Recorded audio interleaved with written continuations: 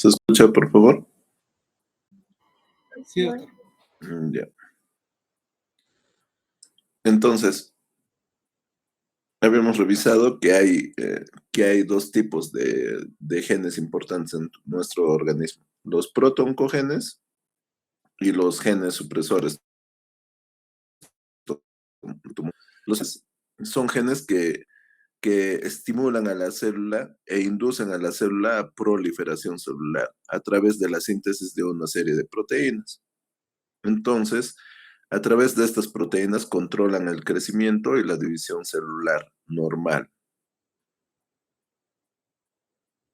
Y como estimulan la proliferación celular, los genes se encargan de codificar factores de crecimiento, receptores de factores de crecimiento, proteínas de transducción de señales, factores de transcripción, reguladores de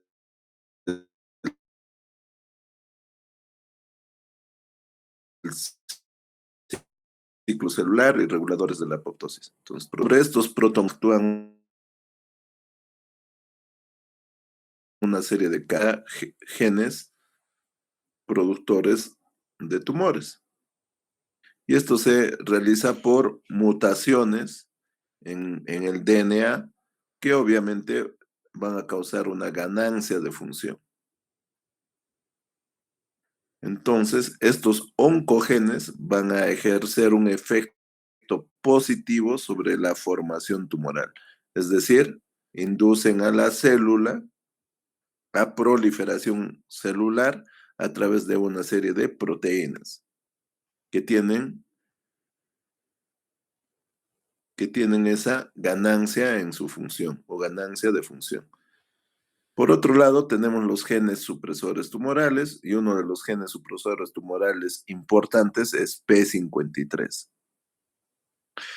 Nosotros tenemos ahora en el mundo, existe la capacidad de hacer un examen que se llama NSG, Next Generation Sequencing, NGS. A través de este NGS se puede determinar la presencia de estos genes supresores tumorales o mutaciones somáticas.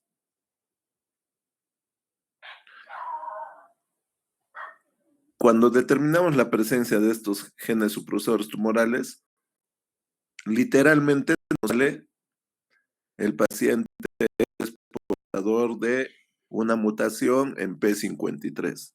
Si tenemos ese resultado, eso es devastador para el paciente. ¿Por qué?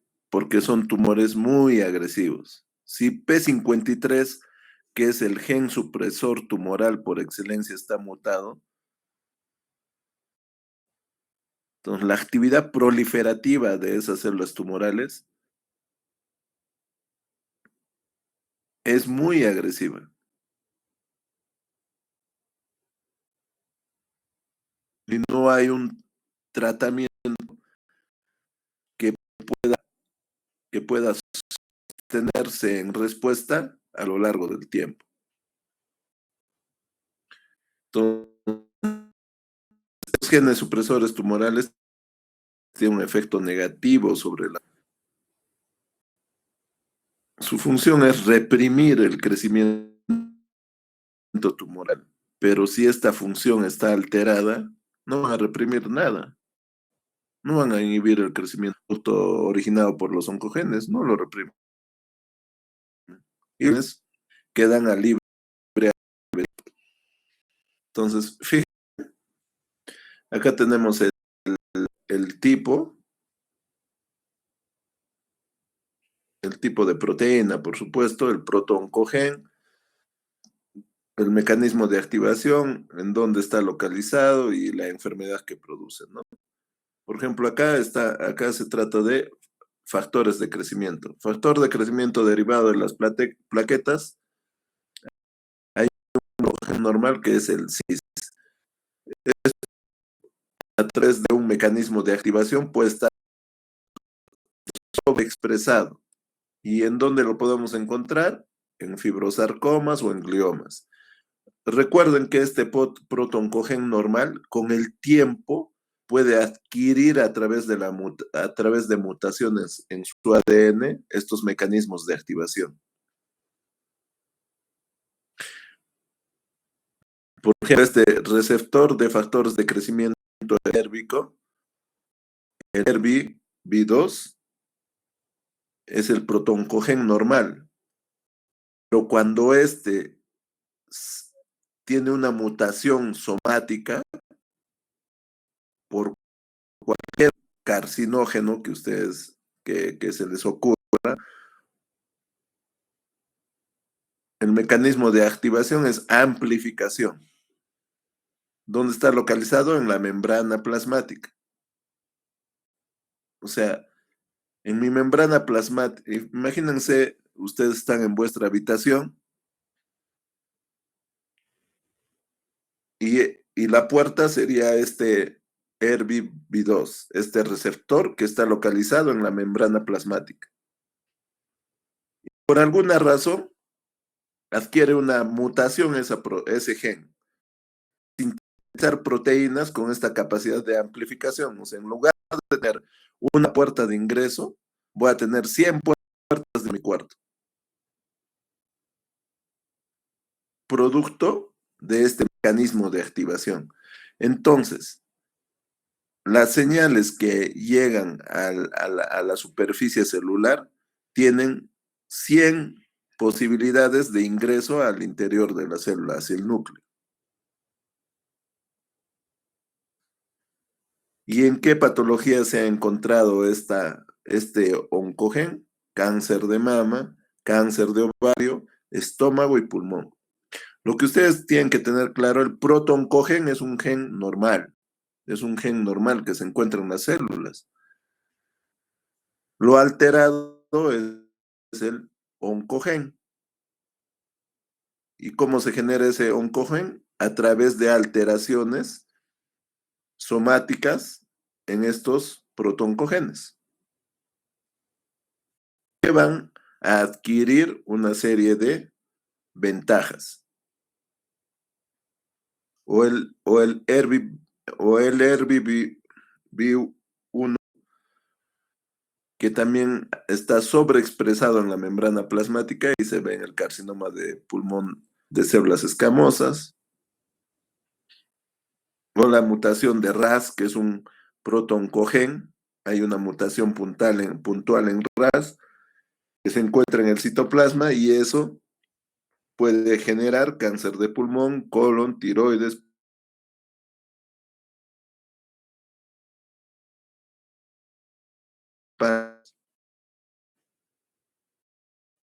población de CRC, que está localizado en el citoplasma, o sea, es parte de una vía de señalización intracitoplasmática, puede producir carcinoma. Entonces, fíjense, ¿y cuál es la importancia de identificar estos protoncogenes? La importancia de identificar estos protoncogenes es que yo puedo iniciar estudios de investigación para,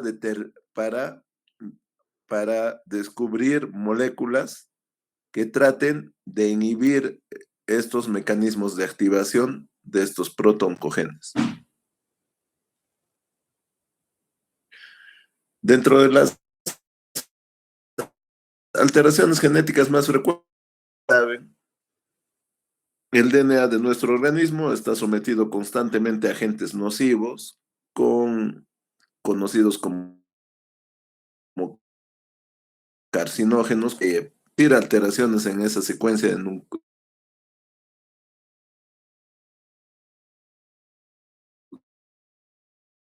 de nucleótidos, ultravioleta, bacterias, etc. Y una secuencia de DNA puede sufrir tres de estas alteraciones principales: sustituciones nucleotídicas, o sea, una base por otra base; inserciones, o sea, delecciones, que son pérdidas de bases nitrogenadas; inserciones son adiciones de bases nitrogenadas; El otro término que tienen que diferenciar es las mutaciones versus polimorfismos. ¿Qué es una mutación? Es una alteración nucleotídica, pues, ¿no? En esa secuencia de DNA que va a producir un cambio drástico en la función de la proteína. Puede haber una pérdida total de la función de la proteína o una pérdida parcial de la función de esa proteína. Por ejemplo, cuando se altera la estructura de una enzima, haciéndola permanentemente inactiva, y esta activación, y esta puede activar permanentemente a un actor de la membrana. En cambio, los polimorfismos son alteraciones en esa secuencia de DNA que no van a producir una alteración en la función de la proteína. Más bien, esas alteraciones configuran una ventaja adaptativa frente a un individuo que no la aporta. Entonces, en una sí hay una consecuencia, que serían las mutaciones, mientras que en el polimorfismo no hay una consecuencia. No afecta, los polimorfismos no afectan la salud de los individuos. Mutaciones somáticas, fácil, acuérdense, mutaciones somáticas es la mutación que yo voy a detectar en el tumor, así de fácil. ¿Y en qué parte del tumor? Obviamente en la célula tumoral. ¿En qué parte de la célula? En el DNA de las células tumorales. ¿Las mutaciones somáticas están presentes en todas las células del organismo del individuo? No, solo en las células tumorales, chicos, solo en las células tumorales. Un ejemplo de esa mutación es el gen KRAS. Yo extraigo el tumor por una hemicolectomía,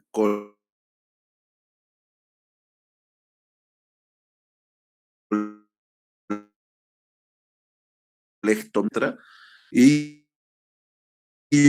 yo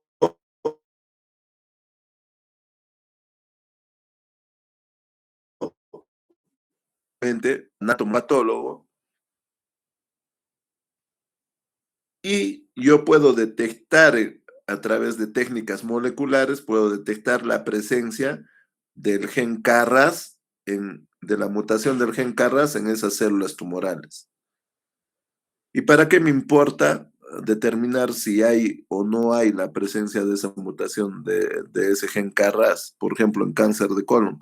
Porque si hay la mutación, si la mutación está presente, ese paciente no me va a responder a medicamentos o a terapias dirigidas al receptor del crecimiento del factor, uh, uh, a, al receptor del crecimiento del factor de crecimiento epidérmico, al EGFR. Entonces yo no voy a utilizar medicamentos como panitumumab, cetuximab en ese paciente. Pero si el KRAS está no mutado, o sea, no hay la mutación de KRAS, yo voy a poder usar medicamentos contra el receptor del factor de crecimiento epidérmico.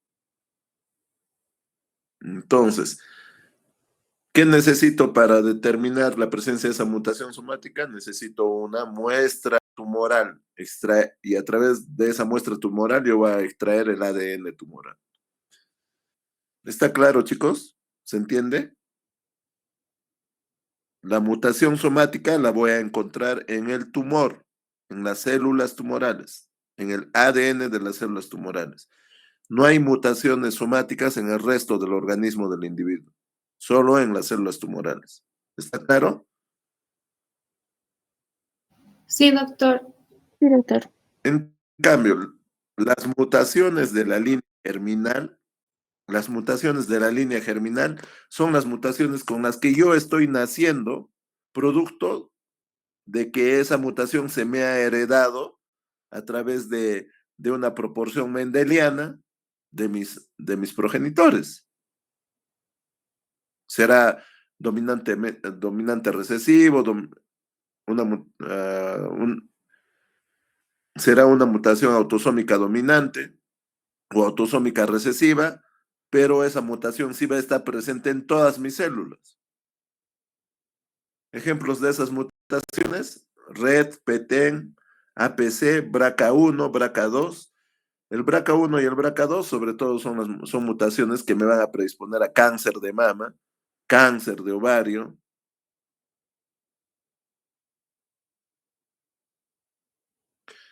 Y por ejemplo, y obviamente existen mutaciones de línea germinal que pueden predisponer a un individuo a desarrollar cáncer. Por ejemplo, un niño que ha heredado una mutación activante en el codón 918 del gen RET tiene un 99% de probabilidades de desarrollar cáncer medular de tiroides antes del primer año de vida. Imagínense, 99% de probabilidades. ¿Y para qué me sirve, doctor, conocer esto? Me sirve conocer eso para a este niño hacerle una tiroidectomía profiláctica. Si yo sé que tiene un 99% de probabilidades que va a desarrollar cáncer medular de tiroides, obviamente tengo que someterlo a una cirugía profiláctica, retirarle la tiroides antes del primer año de vida. O una mujer portadora de una mutación inactivante en el gen BRCA1, que es un gen supresor tumoral también, tiene un riesgo aumentado de desarrollar cáncer de mama y ovario a edad temprana. O sea, si una mujer, un individuo mujer nace con esta mutación, yo sé que tiene un riesgo aumentado de desarrollar cáncer de mama o ovario a edad temprana. Entonces, ¿para qué me sirve esto? Para que yo haga controles más periódicos a esa paciente que la padece. O de repente llegará un momento en que le voy a hacer una mastectomía profiláctica, de repente bilateral, ¿no? ¿Por qué? Porque esta mutación que la ha heredado de sus padres, a diferencia de las mutaciones somáticas que yo no las estoy heredando, sino se están dando en mis células por algún carcinógeno que las está originando, que está alterando mi ADN. A diferencia de estas mutaciones de la línea germinal, que sí yo la he heredado de mis progenitores. ¿Y cómo hago el análisis de estas mutaciones? Basta con la toma de muestra de sangre. ¿Por qué? ¿Por qué? Porque la célula, esta mutación heredada está presente en todas las células del cuerpo del individuo, en todas las células. Y basta con extraer el DNA de los leucocitos de los pacientes para determinar la presencia de estas mutaciones. Obviamente con técnicas avanzadas, sobre todo de PCR, ¿no? Reacción en cadena de las polimerasas. ¿Se entiende, chicos, la diferencia entre mutación somática y mutación de la línea germinal? Las de la línea germinal son mutaciones heredadas, están presentes en todas mis células y obviamente esa mutación puede predisponer a un individuo a desarrollar determinados tipos de tumores, a diferencia de las mutaciones somáticas que yo las he adquirido, ya sea por malos hábitos, por la acción de carcinógenos, por la acción de virus oncogénicos, de bacterias oncogénicas, etcétera. Por ejemplo, el virus en una de las mutaciones somáticas es lo que produce el virus de la hepatitis B sobre el hígado, que va a degenerar en la formación de hepatocarcinoma, ¿no? Entonces, para yo determinar acciones de la línea germinal, obviamente tengo que construir un heredograma, Y para construir con este heredograma me puede permitir a mí saber si el cáncer que padece el paciente es un cáncer esporádico, es un cáncer hereditario o es un cáncer familiar. Generalmente casi el 80-90% de los pacientes que padecen cáncer son de tipo esporádico, chicos, son de tipo esporádico, 80-90%. ¿Qué quiere decir? Que este paciente probablemente tiene mutaciones somáticas. Estos números son las generaciones, pues la primera generación, segunda generación, tercera generación. Y acá está el paciente que es mujer con cáncer de mama. A las mujeres se representa con círculos y a los varones con cuadraditos. Entonces es una paciente de la tercera generación que está adoleciendo cáncer de mama. ¿Tiene antecedentes? En la primera generación, no. En la segunda generación, tampoco. Entonces, un cáncer esporádico. Probablemente esta paciente tenga mutaciones somáticas degenerado en un cáncer de mama, ¿no? A diferencia de esta otra paciente, el cáncer familiar y hereditario constituye el 10% de las causas de cáncer. En el hereditario yo le construyo el heredograma, le preguntaré a la paciente, ¿y en su familia hay pacientes con cáncer de mama? Y me dirá, sí, doctor, mi mamá ha tenido cáncer de mama, la segunda generación. Y la primera, mi abuela también dice que ha tenido cáncer de mama. Entonces yo lo pinto de amarillo y veo que hay un patrón, hay un caso por generación. Entonces, cuando veo este patrón, yo tengo que determinar que voy a determinar la presencia de una mutación somática o una mutación en la línea germinal. En la línea germinal, pues, ¿no es cierto? En la línea germinal, porque es hereditario. ¿Y qué se hereda? Mutaciones de la línea germinal. Eso es lo único que voy a heredar, porque las somáticas son adquiridas, chicos, son adquiridas, no se olviden, para el examen. Entonces, muy fácil, ¿no? Mi mamá ha tenido, mi abuela ha tenido, y le ha heredado ese gen BRCA1 o BRCA2 a mi mamá, y mi mamá me lo ha heredado a mí.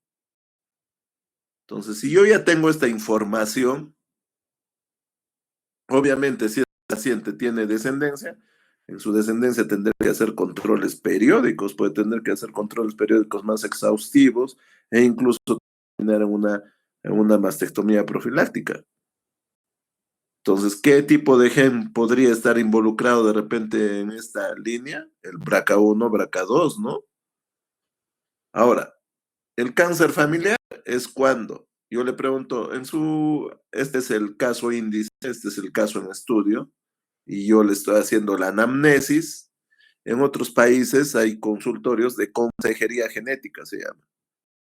Los consejeros genéticos son médicos que han estudiado genética y elaboran este tipo de heredogramas y determinan ese carácter esporádico, carácter hereditario, carácter familiar del cáncer. De acuerdo a eso, ¿y para qué sirve esto? Para no hacer pruebas a todo el mundo sin sentido y gastar recursos de manera innecesaria. Yo a esta paciente no le voy a determinar pues la mutación de BRCA, no tiene una mutación de la línea germinal, no tendría mucho sentido o tiene sentido. No tiene sentido, porque sé que son otros tipos los genes que está causando el cáncer de esta paciente. A diferencia de esta paciente que sí tiene un patrón primario. Hay un caso por cada generación. O este otro caso, que si bien es cierto, la paciente tiene un cáncer de mama, pero cuando le preguntamos por sus generaciones, vemos que su mamá ha tenido un cáncer de colon, que el hermano de su mamá ha tenido un cáncer de próstata y que su abuela, ha tenido un cáncer de ovario. O sea, un carácter familiar ahí. También. Entonces, a estos dos pacientes probablemente les haga mutaciones de BRCA1 y BRCA2. ¿Se entiende, chicos, no? Por favor, ¿me confirman? Sí, doctor, sí se entiende. Sí, doctor. Entonces, las técnicas que yo voy a utilizar para determinar la presencia de estas mutaciones es reacción en cadena de las polimerasas. Entonces, esta técnica de PCR nos ha ahorrado la tarea de encontrar una mutación en un gen del genoma humano que equivale a hallar una falta ortográfica, imagínense, una falta ortográfica en una página de un libro de una biblioteca con 27.000 ejemplares. Y esa es la biblioteca del genoma humano, con aproximadamente 27.000 genes. O sea, ¿cómo hallo el error en 27.000 genes?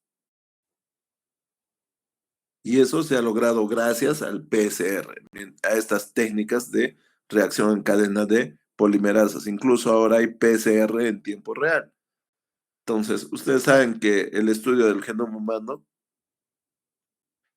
que ha sido subvencionado por el Tesoro Público de los Estados Unidos a través del Instituto Nacional de Salud norteamericano, el NIH, y, y privadamente por Celera Genomics. Estos son los dos grandes estudios del genoma humano, por el cual se han logrado identificar los 27.000 genes que forman parte de nuestro genoma humano.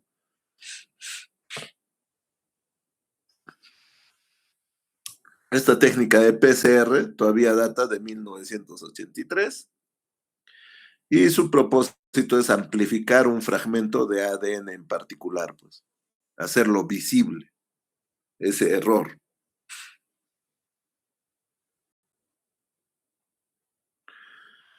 Otras metodologías, lo que les comentaba, Next Generation Sequencing, que es una técnica la asemejo mucho al urocultivo. En el urocultivo te sale el germen y te sale las posibilidades de tratamiento para ese germen, si es resistente o no es resistente al antibiótico que pensamos darle y nos da una información mucho más precisa sobre la sensibilidad de antibióticos con respecto al germen que hemos identificado. Igualito es las técnicas de NSG. Identifica todo tipo de mutaciones, ya sean estas somáticas o de la línea germinal. Y de acuerdo a eso, incluso te plantea opciones de tratamiento.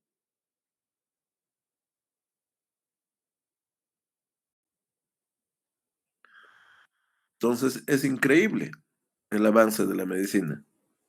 Este paciente puede ser resistente a determinados quimioterápicos. A este paciente puede ser sensible a tal terapia biológica o a tal inmunoterapia o a tal inhibidor de tirosina quinasa. Entonces, las técnicas de FISH sirven para determinar son técnicas de hibridación in situ, ya sea a través de fluoresceína o cromogramina, que nos ayudan a determinar uh, la presencia o ausencia de una amplificación, sobre todo en el cáncer de mama del, del RBB2, que es un receptor del, de membrana celular, que generalmente está sobreexpresado en cáncer de mama, HER2 puro, e incluso en oncología ya tenemos dosaje de células tumorales circulantes, que ya tiene casi 4 o 5 años de investigación intensa. Nosotros, a través de este dosaje de células tumorales circulantes, se toman muestras, así como las muestras de un hemograma, o si yo me imagino que todos han visto cómo se toma una muestra de sangre. Del mismo modo se hace ese dosaje de células tumorales circulantes. Se toma una muestra de sangre y se lleva a un analizador para determinar la cantidad de células tumorales que tiene un paciente. Y eso puede ser un indicador de una recaída temprana, por ejemplo, del paciente, o un indicador de mal pronóstico del paciente. En cuanto al enfoque diagnóstico y terapéutico de las enfermedades oncológicas, ¿cómo voy a diagnosticar? Haciendo una buena historia clínica, ¿no? Viene un paciente, doctor, estoy haciendo deposiciones negras hace un año. ¿Hace un año? Sí, y he bajado de peso, doctor. Cada vez que como, siento que me lleno rápido. Entonces, inmediatamente hay deposiciones negras, hemorragia digestiva alta, tanto tiempo con melenas intermitentes, dolor intermitente, baja de peso. Este paciente, lo primero que le hago es una endoscopía digestiva. Se le hace la endoscopía y vemos una lesión en antro que lo biopsian, friable, etcétera, de bordes irregulares, infiltrante. Se le biopsia al paciente y la patología nos dice adenocarcinoma. ¿Qué tiene? Tiene un cáncer gástrico. Otro caso de otro paciente. Viene un paciente, doctor, he bajado de peso, pesaba 80 kilos y hoy ahora peso 60 kilos. Una disminución brusca de peso, ¿no? ¿En cuánto tiempo? 6 meses. Tengo un dolor a la altura del ombligo que se irradia a la región dorsal. El dolor es intenso, no me deja descansar. Le hacemos una tomografía o una resonancia y vemos que hay una lesión en cabeza de páncreas. La lesión está en la cabeza, en la cola. Se hace una biopsia percutánea y determinamos que es un cáncer de páncreas. De una paciente con un tumor en la mama, ¿no? Doctor, hace 6 meses era como una alberja y ahora, doctor, tengo unas bolitas en mi axila. No le he hecho caso porque me han dicho que solito va a pasar y se agarran la examinamos a la paciente y vemos que tiene ganglios en la axila. Le hacemos una biopsia del tumor de la mama y es un carcinoma ductal infiltrante o es un carcinoma lobulillar infiltrante. Cuando escuchen la palabra infiltrante, significa que ha atravesado la membrana basal. Una vez más, cuando escuchen la palabra infiltrante, significa que ha atravesado la membrana basal.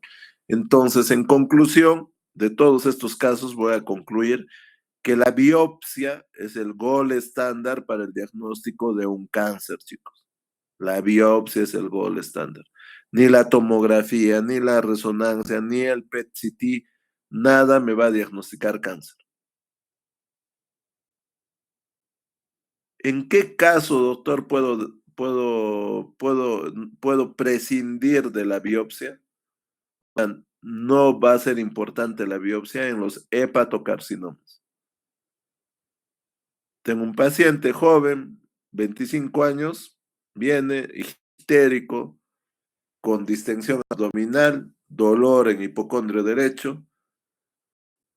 Le palpo, el hígado está 4, 5 centímetros por debajo del reborde costal, duro. Le hacemos una tomografía y encontramos una masa en el hígado, una masa heterogénea. Le hago un dosaje y el resto de la tomografía negativo. Le hago un dosaje de alfa-fetoproteína y este está en más de 10.000. ¿Qué diagnóstico es? Hepatocarcinoma. Entonces, el hepatocarcinoma es una de las pocas patologías que solamente se puede diagnosticar con marcador tumoral. El resto,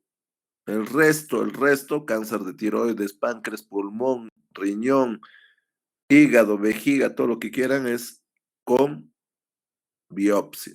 Mama, biopsia. Endometrio, legrado uterino y biopsia. Próstata, biopsia. Entonces, todo es biopsia. Entonces, tengo que hacer una buena historia clínica.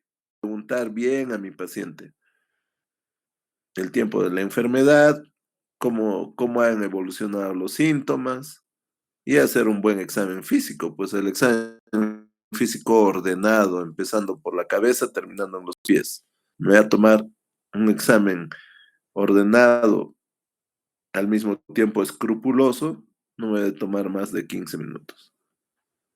En exámenes auxiliares, obviamente tengo que saber cómo está su función renal, su función hepática, cómo está su hemograma, y algo que nos gusta pedir a los oncólogos, los marcadores tumorales, ¿no? Ya vamos a hacer eso en cada capítulo. Y para hacer el estadiaje, contamos con todo un arsenal imagenológico, ¿no? Tomografía, ecografía, diferente técnica y metodología física que justifica este proceso, ¿no? Los que implican radiación, tomografía, PET-CT. La resonancia tiene otro fundamento físico, magneto. Y la ecografía no emite radiación tampoco, por si acaso, chicos. Entonces, también esto vamos a desarrollarlo con holgura a lo largo del curso.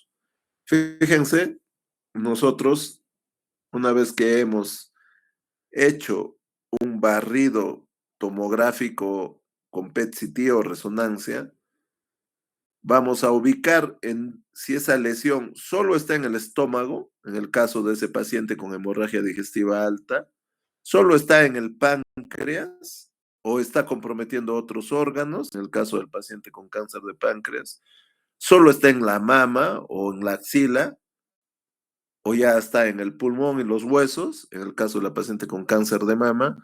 Entonces, todo eso me va a permitir estos exámenes auxiliares, tomografía, ecografía, PET-CT y resonancia. Y este es un libro americano que donde está el sistema de estadiaje del cáncer.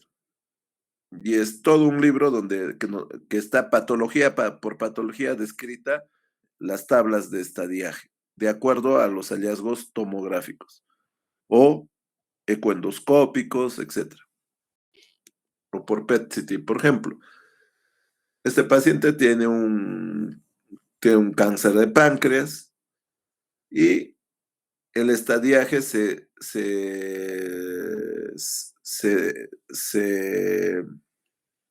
traduce en tres partes importantes. El T, el N y el M. El T es el tamaño del tumor. T1, un tumor pequeño, ¿no? Menos de 2 centímetros. El T2, un tumor entre 2 y 4 centímetros. Y el T3, un tumor mayor a 4 centímetros.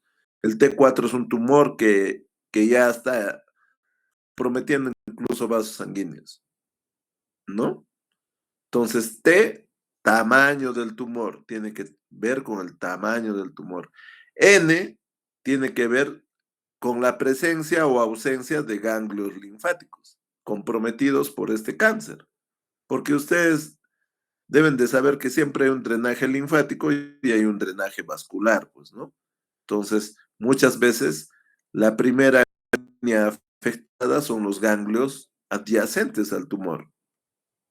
Luego estarán los ganglios locales, ¿no? Luego están los regionales y de repente un ganglio a distancia que ya puede ser considerado incluso metástasis.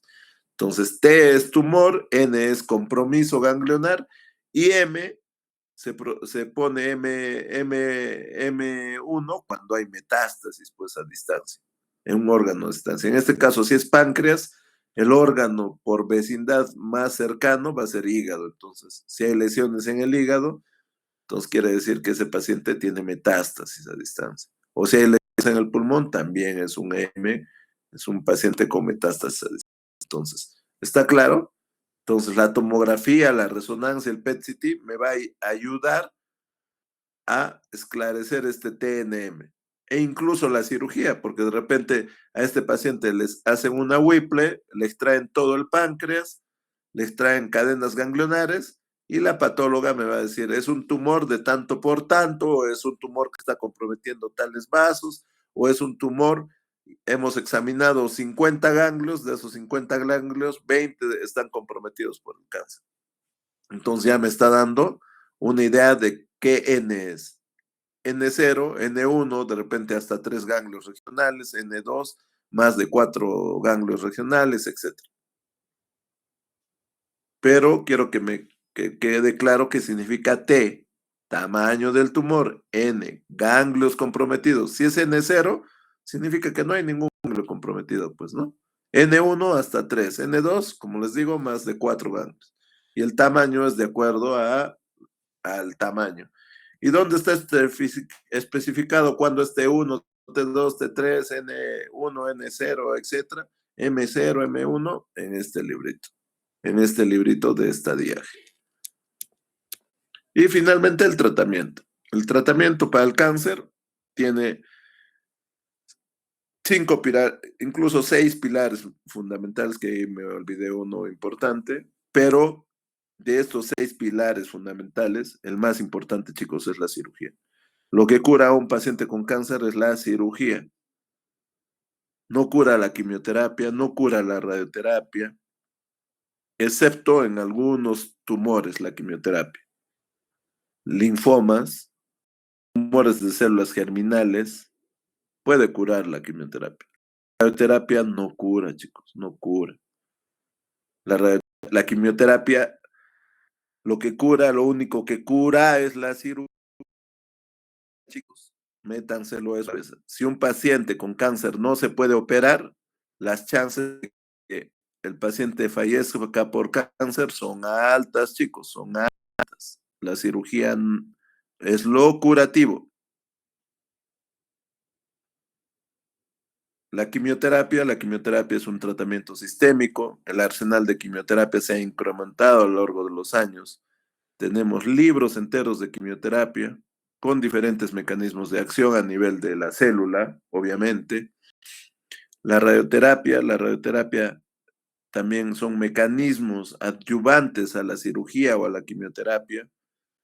La terapia biológica son tratamientos dirigidos contra una molécula en específico. Por ejemplo, el trastuzumab que utilizamos en cáncer de mama está dirigido contra la sobreexpresión del HER2,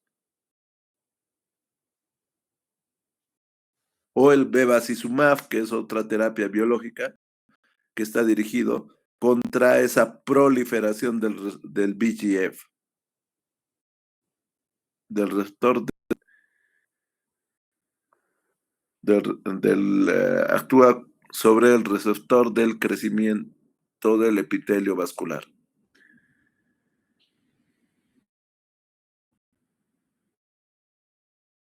Y inmunoterapia en activar el sistema inmune del paciente y hacer que su propio sistema inmune